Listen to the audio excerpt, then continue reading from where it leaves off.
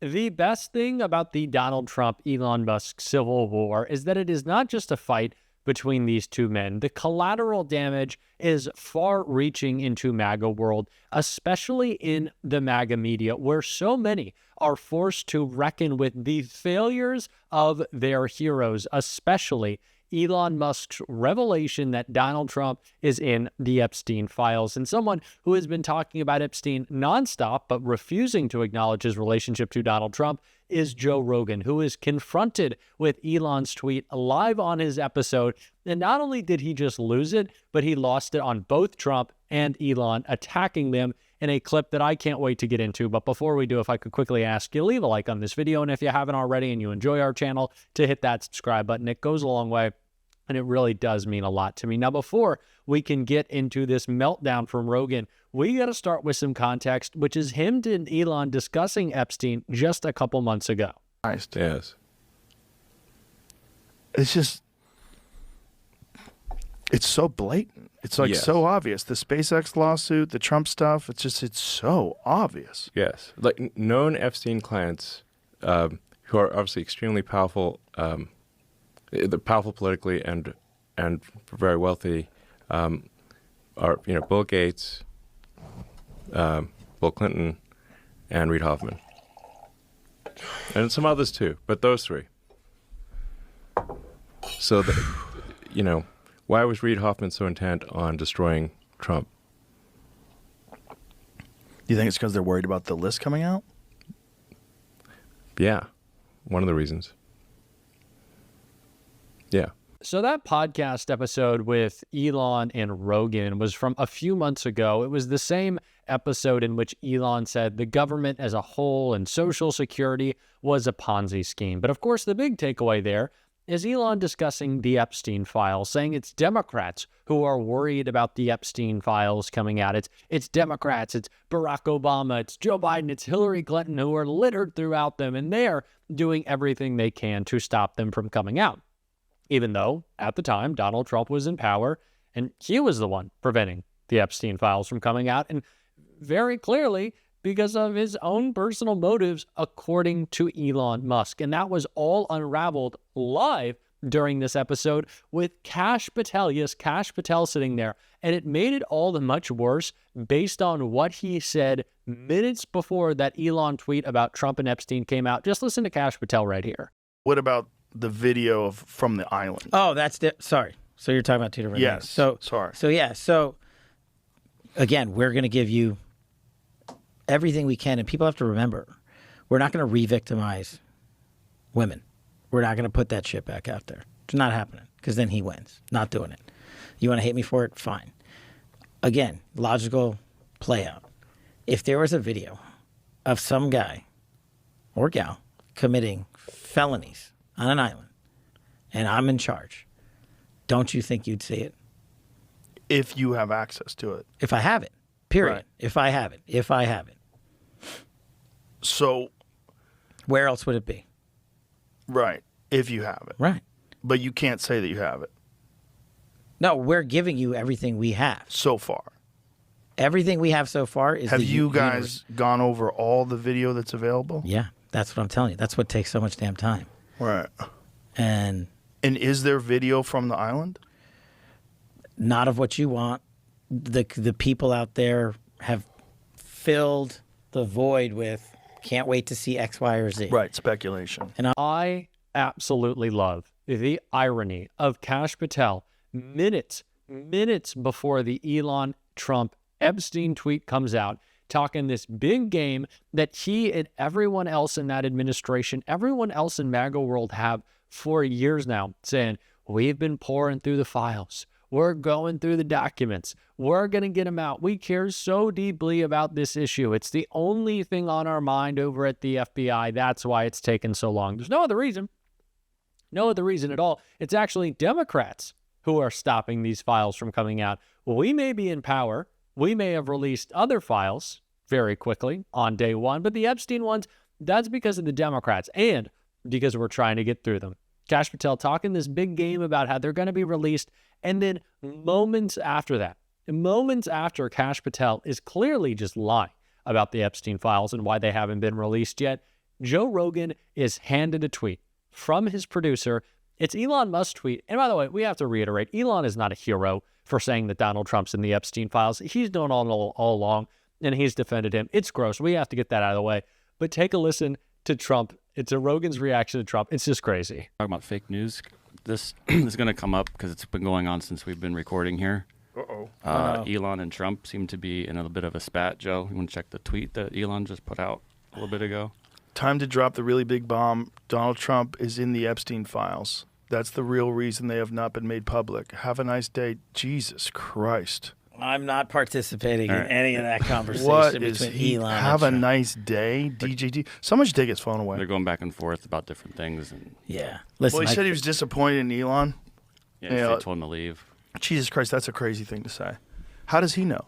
Does he know that Donald Trump is in the Epstein files? Or does he have access to the Epstein files? I don't know how he would, but I'm just staying out of the Trump Elon thing. That's way outside What my the fuck are they doing? I know my lane, and that ain't it. I just don't. I mean, I understand he owns Twitter. I think it's bad for your mental health. I think posting things public all day and arguing with people all day is bad for you. So who gets Joe Rogan in the Trump-Elon divorce? But seriously, how stupid does Joe Rogan have to be? Like, you have been talking about this for years now, and you refuse to acknowledge Donald Trump's relationship to Jeffrey Epstein. Then it takes Elon tweeting about it for you to realize. But he doesn't even go as far as to realize, because instantly his first reaction is really, well, someone should take Elon's phone away so it doesn't cause any more problems. Oh, so you don't care. This supposed pet issue of MAGA is something that they never actually cared about. And the fact that they treat it like a conspiracy theory instead of this like gross real life example of corruption and evil behavior is just so appalling to me. Jeffrey Epstein is not some figment of the MAGA imagination. He was a real life criminal who clearly Donald Trump was involved in, and they refused to reckon with that, but they are being forced to. And I thought it was hilarious that Rogan was also mad with Trump. He's mad with Elon. He doesn't know what to say. And Kash Patel is just sitting there refusing to defend either of his bosses. He's like, I don't want to be a part of this, which just goes to show the problems within that White House. J.D. Vance didn't say anything for hours on end. Kash Patel doesn't want to respond. There's some Republican members of Congress who are split. Like, Donald Trump is just losing power with this and being humiliated. But can we once again say, Joe Rogan, how stupid are you that you did not realize that you were being fed this book of lies, sold like this? Oh my gosh, I can't even understand how someone who talks about this stuff for hours on end every single day can't even come to the conclusion based on a little bit of critical thought that Donald Trump might be involved. But of course not. They'll just continue to try to use this and lie about it as a distraction, which is what a lot of this is, a distraction from Donald Trump's disgusting and dangerous agenda, which Jared Moskowitz did a great job calling out. I think we need to continue to center it. So that's why I want to see what he had to say right here. 100%. And remember, not all hurricanes are created equal. Remember Hurricane Dorian in 2019 that decimated the Bahamas and stopped right before hitting Florida? That was a Category 5+ hurricane, 180-mile-an-hour winds. It exceeded hurricane glass. It exceeded the wind rating on a nuclear facility that we have in Florida. That would have devastated. We would have needed all of DOD assets. So when the governor says stuff like that, yes, Florida can handle it. But if you get into a catastrophic event, no, you're going to need federal resources. And look, DOJ has decimated these agencies. Like, I joined the DOJ caucus because I think the American people want to see government get more efficient. But the caucus has met twice. DOJ is dead, yeah, right? I was going to ask you about that. You said that. Yeah, DOJ is dead. And I don't like to speak ill of the dead, right away. Like, we got to give it... You want a mourning period. You need a mourning period. Like, yeah, but it is dead. Rigor mortis has set in. Okay, Elon's doing this divorce thing with the Republicans, which I'm kind of worried about big balls, like custody of who's getting big balls in this divorce. A lot of people the kids always get caught in the middle when this happens. I'm a child of divorce, and so I feel for him. But DOJ has made nothing nor anything efficient. What is more efficient? Give me one government service, one government department that they made more efficient. They made the government the Newark airport. That's what they did. They took it and they broke it. Yeah. Okay. There's not a single thing that the caucus has done, the subcommittee that Marjorie Taylor Greene chairs, or that Elon has done that has made anything in government more efficient. They've made it worse. And the Trump administration is finding this out, by the way. FEMA's a great example. FAA's a great example, right? They're finding out that we got to rehire some of these people. We got to fill some of these jobs, because if you didn't bring in technology to fix some of these problems, you just got rid of people, you made things more inefficient. Jersey has been invoked. She's like, they deserve this vote. What about these Republicans who are now feeling a little regretful about the bill that they went back and forth and helped pass? Folks talking about they haven't read it. They didn't know some of these things were in there. Marjorie Taylor Greene had an epiphany on social media. She missed just those 2 pages. Just those two pages. Mike Flood from Nebraska was like, I am calling the Nebraska delegation in the Senate on this one because I didn't know about us, the contempt in the courts.